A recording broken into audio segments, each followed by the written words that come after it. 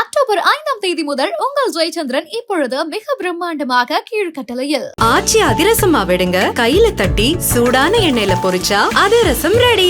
Don pictures தயாரிப்பில் தனுஷ் இயக்கி நடிக்கும் இட்லி கடை அக்டோபர் 1 முதல் உங்கள் அபிமான திரையரங்குகளில்.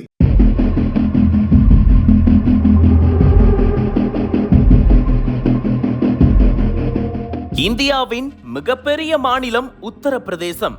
யோகி ஆதித்யநாத் தலைமையிலான பாஜக அரசு மாநிலத்தை ஆட்சி செய்து வருகிறது.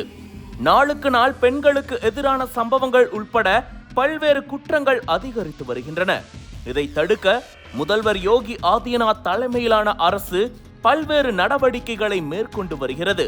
இருப்பினும் குற்றங்கள் குறைந்த பாடில்லை. இந்த நிலையில்தான் தற்போது ஜவுளி வியாபாரி ஒருவரை பட்ட பகலில் சுட்டுக் கொள்ளும் வீடியோ ஒன்று வெளியாகி மாநிலத்தில் பரபரப்பை ஏற்படுத்தி இருக்கிறது. மீரட்டு மாவட்டம் ரத்னாவாலி காலி கிராமத்தை சேர்ந்தவர் 25 வயதான அதில் என்பவர். ஜவுளி வியாபாரம் செய்து வந்த இவர் காலை வீட்டை விட்டு வெளியே கிளம்பி மாலை வீடு திரும்புவதை வழக்கமாக வைத்திருந்தார். இந்த சூழலில் கடந்த செப்டம்பர் 30ஆம் தேதி வேலை முடித்து வீட்டுக்கு வந்த அதிலை அவரது நண்பர்கள் இருவர் வெளியே அழைத்து சென்றுள்ளனர். ஆனால் இரவு நீண்ட நேரமாகியும் அவர் வீடு திரும்பாததால் பெற்றோருக்கு சந்தேகம் ஏற்பட்டிருக்கிறது. உடனே உறவினர்கள், குடும்பத்தார்கள் என பலரும் அதிலை தேட ஆரம்பித்துள்ளனர். ஆனால் எங்கு தேடியும் அதில் கிடைக்காததால் அக்டோபர் 1ஆம் தேதி லிசாதி கேட் காவல் நிலையத்தில் புகார் அளித்துள்ளனர். புகாரின் பேரில் வழக்கு பதிவு செய்த போலீசார் அதிலை தீவிரமாக தேடி வந்தனர்.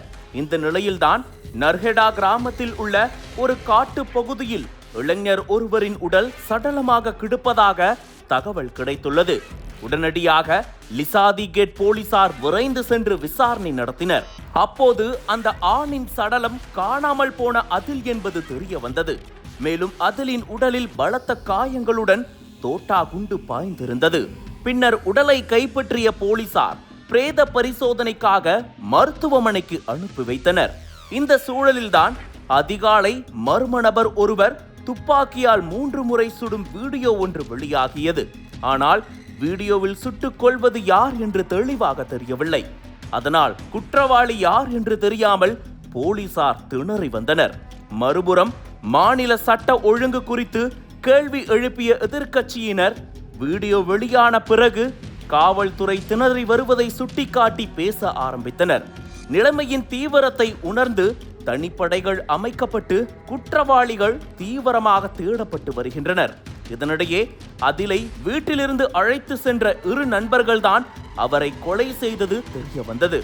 ஆனால் அவர்கள் இருவரும் தலைமறைவாக இருந்தனர். இந்த நிலையில் இருவரும் நர்ஹெடாவில் பதுங்கியிருப்பதாக தகவல் கிடைத்துள்ளது. அதன் பேரில் அந்த பகுதியை சுற்றி வளைத்த போலீசார் இருவரையும் சரண்டர் ஆகும்படி கூறியுள்ளனர். ஆனால் அவர்கள் போலீசாரை நோக்கி சுட்டுவிட்டு தப்பியோட முயன்றபோது காவல்துறையினர் சுட்டதில் சுல்கமரின் காலில் குண்டடிப்பட்டு கீழே சுருண்டு விழுந்துள்ளார். ஆனால் மற்றொரு நபரான ஹம்சா அங்கிருந்து தப்பியோடியுள்ளார். பின்னர் சுல்கமரிடம் நடத்தப்பட்ட விசாரணையில் வீடியோவை அதிலை சுடுவது நான் தான், ஆனால் அதில் ஹம்சாவால் ஏற்கனவே கொல்லப்பட்டிருந்தார்.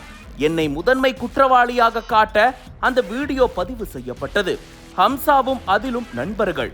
ஹம்சாவின் பெண் நண்பருடன் அதில் பேசியதாலும் பழைய பகை காரணமாகவும் இந்த கொலை நடந்துள்ளது. முதலில் அதிலுடன் நான் மற்றும் ஹம்சா இருவரும் சேர்ந்து மது அருந்தினோம். பிறகு ஹம்சா அதிலை அடித்துக் கொன்றான். பிறகு என்னிடம் நீ சுடு, நான் அதை வீடியோ எடுக்கிறேன் என்று கூறியதால் சுட்டேன் என்று ஒப்புக்கொண்டுள்ளார்.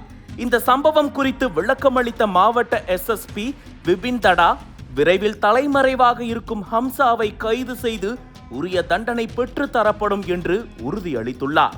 இந்த சம்பவம் தற்போது பரபரப்பை ஏற்படுத்தியுள்ளது. அனல் பறக்கும் செய்திகளை அப்டேட் செய்து கொள்ள நக்கீரன் களத்தை இப்பவே சப்ஸ்கிரைப் பண்ணுங்க.